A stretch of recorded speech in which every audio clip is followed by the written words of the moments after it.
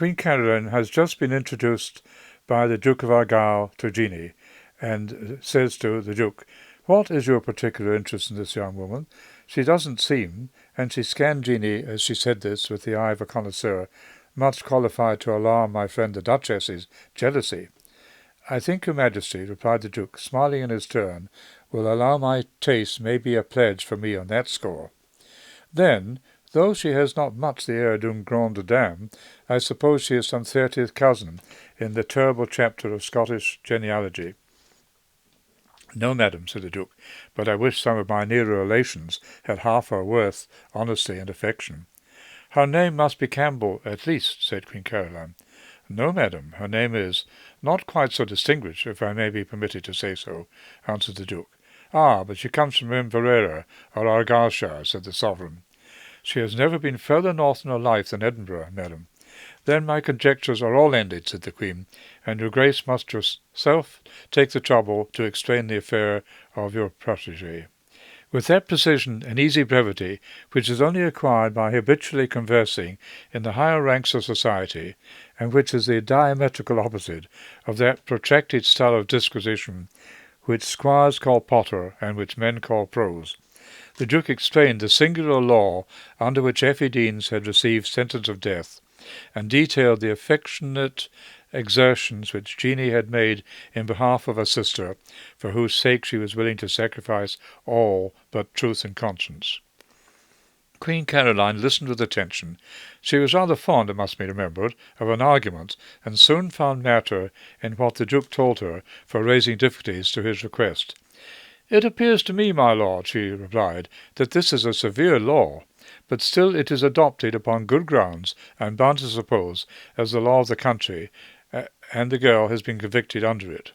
The very presumptions which the law construes into a positive proof of guilt exist in her case, and all that your Grace has said concerning the possibility of her innocence may be a very good argument for annulling the Act of Parliament, but cannot, while it stands good, be admitted in favour of any individual convicted upon that statute." The Duke saw and avoided the snare, for he was conscious that, by replying to the argument, he must have been inevitably led to a discussion, in the course of which the Queen was likely to be hardened in her own opinion, and so she became obliged, out of mere respect to consistency, to let the criminal suffer. "If your Majesty," he said, "will condescend to hear my poor countrywoman herself, perhaps she may find an advocate in your own heart, more able than I am to combat the doubts suggested by your understanding." The Queen seemed to acquiesce, and the Duke made a signal for Jeanie to advance from the spot where she had hitherto remained, watching countenances which were too long accustomed to suppress all apparent signs of emotion to convey to her any interesting intelligence. Her Majesty could not help smiling at the awe-struck manner in which the quiet, demure figure of the little Scotswoman advanced towards her, and yet more at the first sound of her broad northern accent. But Jeanie had a voice low and sweetly tuned, an admirable thing in woman, and she besought her ladyship to have pity on a poor misguided young creature, in tones so affecting that, like the notes of some of her native songs, provincial vulgarity was lost in pathos. "Stand up, young woman," said the Queen, but in a kind tone, "and tell me what sort of a barbarous people your countryfolk are, where child murder is become so common as to require the restraint of laws like yours." "If your ladyship pleases," answered Jeanie, "there are many places besides Scotland where mothers are unkind to their own flesh and blood." It must be observed that the disputes between George II and Frederick, Prince of Wales, were then at the highest, and that the good-natured part of the public laid the blame on the Queen. She coloured highly, and darted a glance of most penetrating character first at Jeanie and then at the Duke. Both sustained it unmoved, Jeanie from total unconsciousness of the offence she had given, and the Duke from his habitual composure. But in his heart he thought, "My unlucky protégée has, with this luckless answer, shot dead by a kind of chance medley her only hope of success." Lady Suffolk, good-humouredly and skilfully, interposed in this awkward crisis. "You should tell this lady," she said to Jeanie, "the particular causes which render this crime common in your country."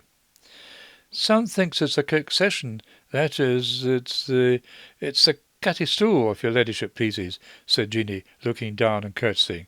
The what? Said Lady Suffolk, to whom the phrase was new, and who, besides, was rather deaf. That's the stool of repentance, madam, if it please your ladyship, answered Jeanie, for light life and conversation, and for breaking the seventh commandment. Here she raised her eyes to the Duke, saw his hand at his chin, and totally unconscious of what she had said, out of joint, she gave double effect to the innuendo by stopping short and looking embarrassed. As for Lady Suffolk, she retired like a covering party, which, having interposed betwixt their retreating friends and the enemy, have suddenly drawn on themselves a fire unexpectedly severe. The deuce take the lass, thought the Duke of Argyll to himself. There goes another shot, and she is killed with both barrels right and left. Indeed, the Duke had himself his share of the confusion, for, having acted as master of ceremonies to this innocent offender, he felt much in the circumstances of a country squire, who, having introduced his spaniel into a well-appointed drawing-room, is doomed to witness the disorder and damage which arises to china and to dress-gowns in consequence of its untimely frolics. Jeanie's last chance hit, however, obliterated the ill impression which had arisen from the first, for Her Majesty had not so lost the feelings of her wife in those of her Queen, but that she could enjoy a jest at the expense of her good Suffolk. She turned towards the Duke of Argyll with a smile, which marked that she enjoyed the triumph, and observed, the Scotch are a rigidly moral people. Then, again applying herself to Jeanie, she asked how she travelled up from Scotland.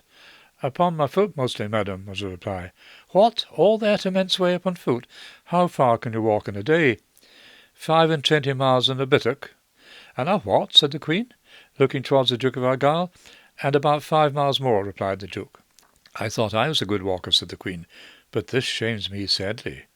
May your ladyship never hae sae weary a heart that ye canna be sensible of the weariness of the limbs, said Jeanie. That came better off, thought the Duke. It's the first thing she has said to the purpose.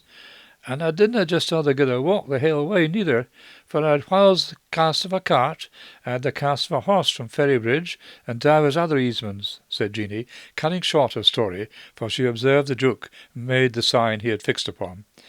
With all those accommodations, answered the Queen, you must have had a very fatiguing journey, and I fear to little purpose, since, if the King were to pardon your sister, in all probability it would do her little good, for I suppose you people of Edinburgh would hang her out of spite.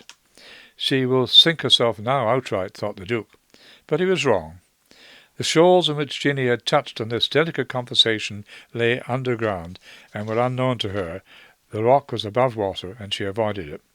She was confident, she said, that both town and country would rejoice to see His Majesty taking compassion on a poor, unfriended creature. His Majesty has not found it so in a late instance, said the Queen, but I suppose my Lord Duke would advise him to be guided by the votes of the rebel themselves, who should be hanged and who spared. No, madam, said the Duke, but I would advise His Majesty to be guided by his own feelings and those of his royal consort, and thus, I am sure, punishment will attach itself only to guilt, and even then with cautious reluctance. Well, my lord, said Her Majesty, all those fine speeches do not convince me of the propriety of so soon showing any mark of favour to your, I suppose I must not say rebellious, but at least your very disaffected and intractable metropolis. Why, the whole nation is in league to screen the savage and abominable murderers of that unhappy man. Otherwise, how is it possible but that, of so many perpetrators, and engaged in so public an action for such a length of time, one at least must have been recognized? Even this wench, for aught I can tell, may be a depository of the secret. Hark ye, young woman, had you any friends engaged in the Porteous mob? No, madam, answered Jeanie, happy that the question was so framed that she could, with a good conscience, answer it in the negative. But I suppose, continued the Queen, if you were possessed of such a secret, you would hold it matter of conscience to keep it to yourself. I would pray to be directed and guided what is the line of duty, madam, answered Jeanie. Yes, and take that which suited your own inclinations, replied Her Majesty. If it like you, madam, said Jeanie, I would again to the end of the earth to save the life of John Porteous, or of any other unhappy man in his condition. but I might lawfully doubt how far I am called upon to be the avenger of his blood, though it may become the civil magistrate to do so. He is dead in Gante's place, and they that have slain him must answer for their own act. But my sister, my poor sister Effie, still lives, though her days and hours are numbered.